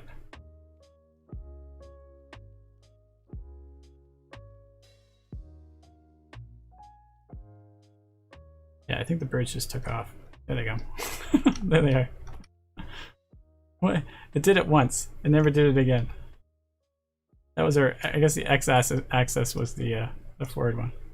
So this is one of the problems. I'm probably heading down the wrong path here because now they're all going to do the same thing at the same time, which is kind of eliminating the whole point of why it's doing it in the first place. So I need to come up with some kind of like randomized seed, which I think they do actually have a randomized seed.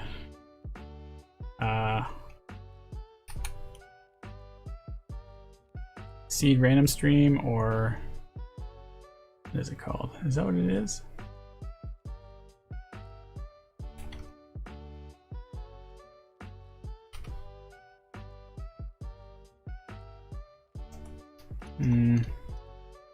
Yeah, I'm going down dangerous territory here.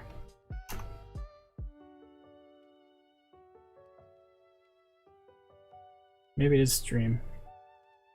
Random float from stream.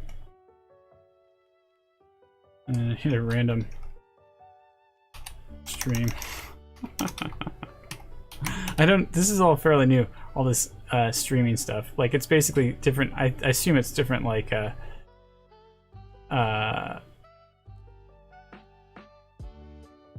different versions of randomness. And this allows you, every instance will have a different stream. So, it avoids this problem. And I have done it before, but I didn't expect to be doing it on the fly here, so I don't want to. Oh, here we go. I can set it manually. But then your initial seed is not going to be the same. It's going to be the same. Oh goodness, what have I done? I've gotten myself into a trouble here. Let's just bail. We'll see if I can figure this out another time. I don't want to put ourselves into an even worse place than we were before. We'll do 3. We'll do a little bit of randomness on that axis, and we'll start talking about how we're gonna deal with the next problem, which we've got plenty of problems to worry about here.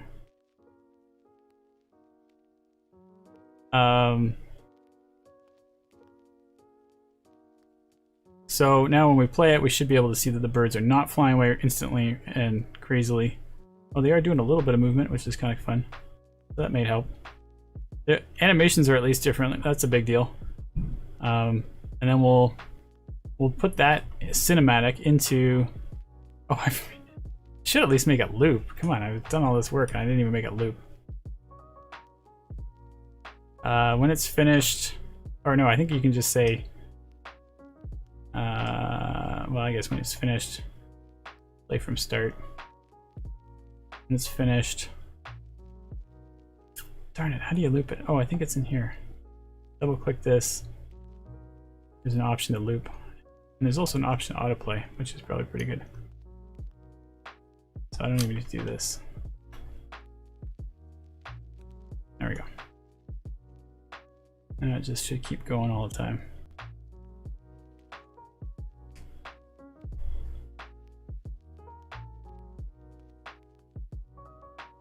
You can kind of see where the loop starts and ends, but I tried to make the curve so that it transitioned fairly well. And we'll get to the cinematic before we run out of time here. So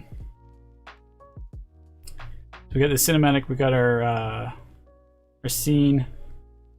I mean, we could do it inside of the park shot now. Let's see what happens when we do this. So we have these. And then we're going to nest another track in here. I think it's a subscene track.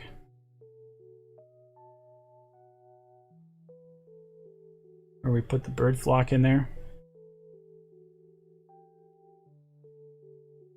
Of course, the bird flock is just the tiniest little shot here. Let's make this I wonder if there's a way to make it so that you can make this loop. Never really looked into that before. Can loop. There we go.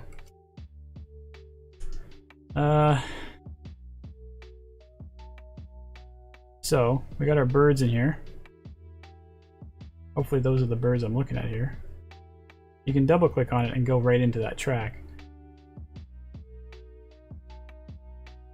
But I think what I want to do...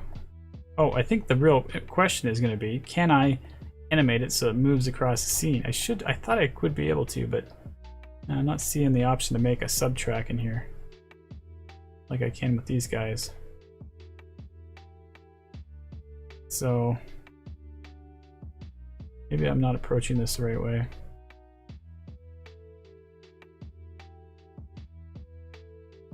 What happens if we just drag the sequence in here? We're gonna get a different thing. Bird flock. And we just get another sub-scene track.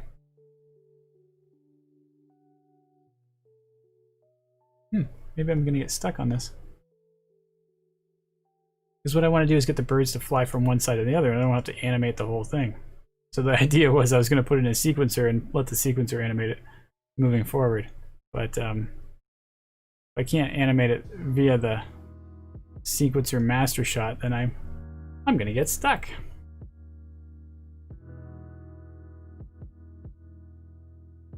And you can't even attach it to other tracks.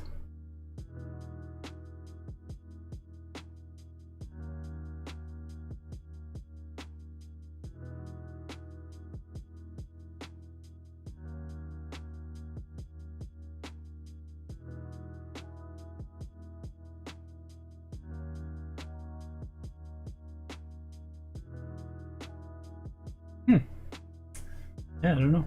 I'm gonna have to rethink this a little more. Doesn't quite work like I thought it would. All right, I'll leave it there though. It was kind of fun. 3 more minutes, yeah.